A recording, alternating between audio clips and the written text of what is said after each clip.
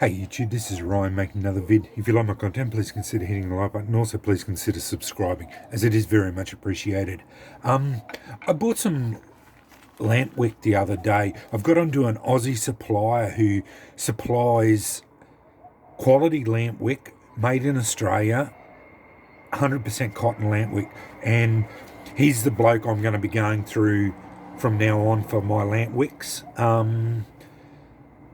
The German stuff that I used to love, it's really good quality, expensive. This stuff's just as expensive, but I found if you're going to buy lamp wick and you can't get onto the China stuff because it takes so long to get here. It's still good, but yeah, it takes 2 or 3 months to get here.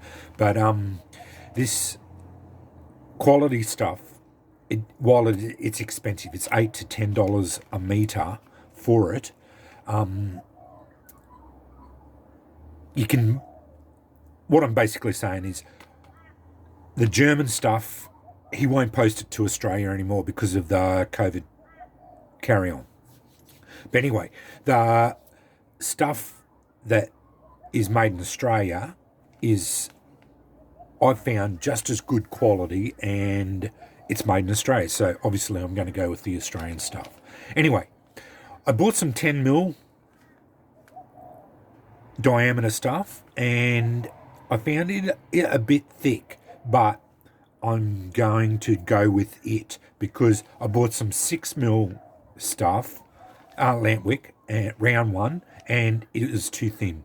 I'm using this as an alternative to the slow match, because the slow matches, the treated stuff with the potassium nitrate, are even more expensive to buy, and I love it, and I've got a few of them. But if you can get onto this 100% cotton lamp wick quality stuff and get it to work, if you're not out in the rain or in problematic weather conditions, this stuff works really well.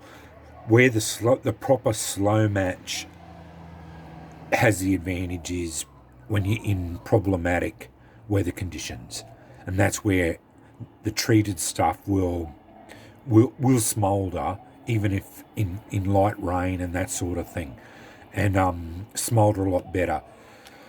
But rather than waste this 6mm stuff, I decided to char it. But anyway, I haven't tried it yet.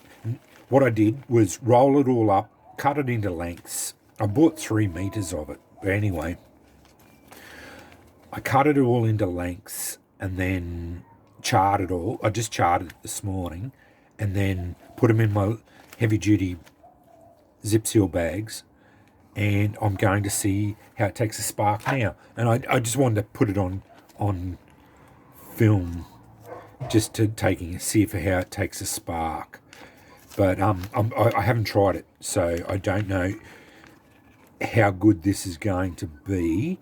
But from experience before, it usually takes a spark pretty well because of the charring process.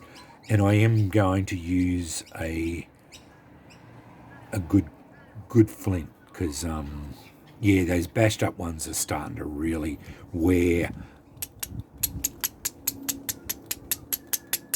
There we are. Yeah, no dramas. Yeah, it's just like char cloth. Yeah, that's beautiful. Not a drama. So that's like char cloth as far as taking a spark. As easy as that. I won't waste it because it is an expensive exercise, and that's getting bloody hot.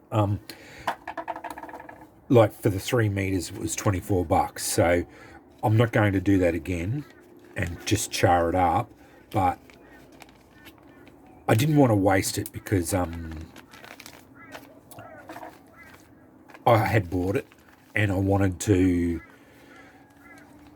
utilize it, and I thought if I charred it up, at least I've got some usable char, and you saw how easy it takes a spark, no dramas. So yeah, that I've got. The only thing is it burns up very quickly because it's charred now. So you you'd have to use a fair bit of it to blow it into flame if you put that in a bird's nest. So you'd get it to you fire a spark into it and then break it off here, and that's how much you'd use probably, or maybe a bit longer, to blow it into put it in the bird's nest and then blow it into a flame. So you might only get 3 or 4 fires out of that size. So it is an expensive way of making char cloth, but at least I didn't waste it all because otherwise I would not have been able to use that, because I couldn't get it to sit on my stone just with the charred end, trying to use it as a slow match, just to sit it on the stone. I actually tried to use 2 ends of it charred and then trying to drive a spark onto it, and it just wasn't big enough, thick enough to get a spark to land on it successfully. So I'm going to try to use the 10mm. I think that's a little bit too thick. It seemed to be a lot thicker. There is an 8mm one there, but I will link all like the 10mm and the 8mm in the description bar of this video. And if you wanted to buy from this guy, he's an Aussie supplier. So if you want to buy lamp wick, and he's a good bloke. He's got good quality, 100% cotton lamp wick, and it's made in Australia. And he's an Australian supplier, and it is 100% cotton. But as I said, it's about ranges between $8 and $12 a metre. So it is an expensive lamp wick, but it is quality lamp wick. And as you saw, if you do buy the 6mm one, I don't know. I don't think it is worth for slow match. And if you're only going to buy it to char it, it is an expensive way of doing it. I prefer to spend that on a pair of jeans that doesn't fit, and you get a whole heap more char cloth out of that, because for the $8 you pay for a metre of this, I can buy a pair of jeans that would get me, I don't know, 300 squares of, probably 100, at least 100 squares of char cloth. So that's, at least a couple of 100 fires, so I definitely wouldn't be buying it just to make it char rope out of it. I'd be going and buying jeans from a op shop. But anyway, starting to ramble now, and thanks for watching.